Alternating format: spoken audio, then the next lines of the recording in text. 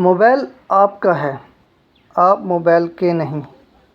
Mobile کو صرف اسی وقت ہاتھ لگائیں جب کوئی کام ہو، مثلاً کسی سے اہم رابطہ یا کوئی حقیقی ضرورت۔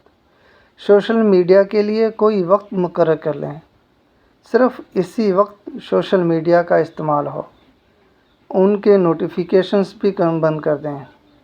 ان تمام ایپ کو بند کر دیں جن سے آپ کا ادنیٰ درجے میں بھی گناہ میں مبتلا ہونے کا خطرہ ہو۔ واٹس ایپ کے گروپ کی 3 کیٹیگری بنائیں: ضروری، مفید، غیر ضروری، غیر مفید۔ صرف ضروری چیٹ کو چھوڑ کر تمام غیر ضروری گروپ آرکائیو میں ڈال دیں۔ سوشل میڈیا کے لیے مقررہ وقت میں انہیں دیکھیں۔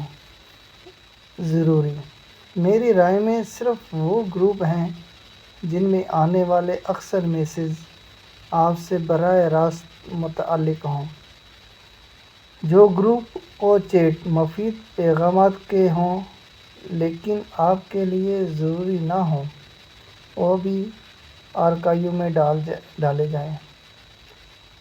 ضرورت کے ایپ میں اگر نامناسب اشعارات آتے ہوں تو ان کا سد باب یقینی بنائیں۔ انٹرنیٹ براؤزر ہمیشہ ایڈ بلاک والا استعمال کریں۔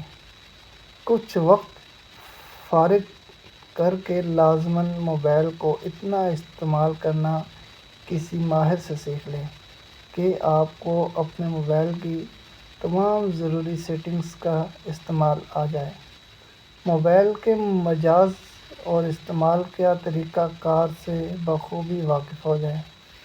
موبائل میں بہت سی نامناسب چیزوں سے ہمارا جو پالا نادانستہ پڑتا رہتا ہے، ان سے بآسانی بچا جا سکتا ہے۔